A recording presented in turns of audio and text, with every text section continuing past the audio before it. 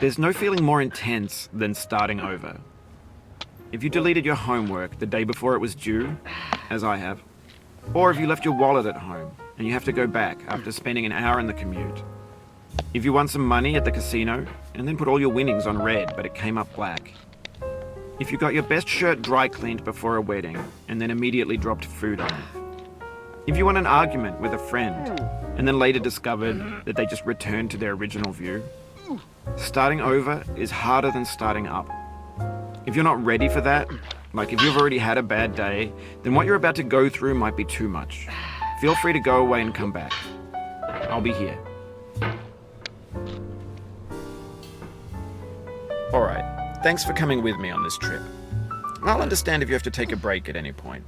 Just find a safe place to stop and quit the game. And don't worry, I'll save your progress, always, even your mistakes.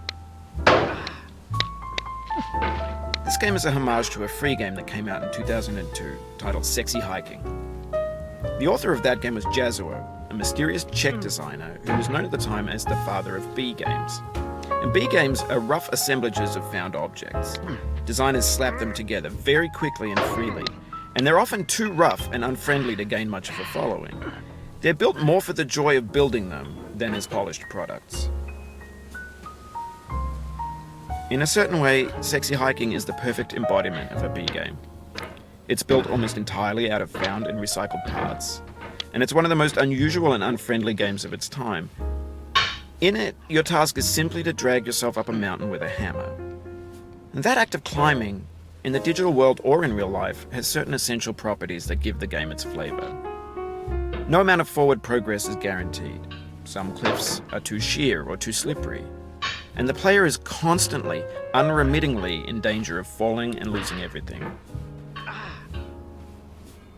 Anyway, when you start Sexy Hiking, you're standing next to this dead tree that blocks the way to the entire rest of the game.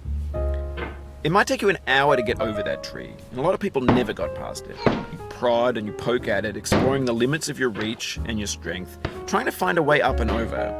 And there's a sense of truth in that lack of compromise. Most obstacles in video game worlds are fake. You can be completely confident in your ability to get through them once you have the correct method or the correct equipment or just by spending enough time. In that sense, every pixelated obstacle in Sexy Hiking is real. The obstacles in Sexy Hiking are unyielding, and that makes the game uniquely frustrating.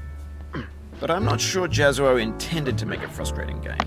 The frustration is just essential to the act of climbing, and it's authentic to the process of building a game about climbing. A funny thing happened to me as I was building this mountain. I'd have an idea for a new obstacle, and I'd build it, test it, and it would usually turn out to be unreasonably hard. But I couldn't bring myself to make it easier. It already felt like my inability to get past the new obstacle was my fault, as a player rather than as a builder. Imaginary mountains build themselves from our efforts to climb them, and it's our repeated attempts to reach the summit that turns those mountains into something real. When you're building a video game world, you're building with ideas, and that can be like working with quickset cement. You mold your ideas into a certain shape that can be played with, and in the process of playing with them, they begin to harden and set until they're immutable, like rock. And at that point, you can't change the world. Not without breaking it into pieces and starting fresh with new ideas.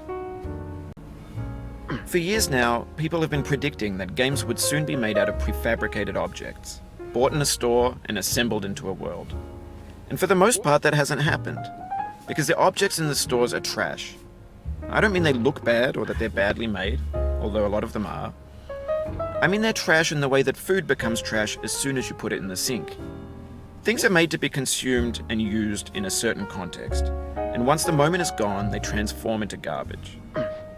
In the context of technology, those moments pass by in seconds. Over time, we've poured more and more refuse into this vast digital landfill that we call the internet. It now vastly outnumbers and outweighs the things that are fresh and untainted and unused. When everything around us is cultural trash, trash becomes the new medium, the lingua franca of the digital age. And you can build culture out of trash. But only trash culture. B games,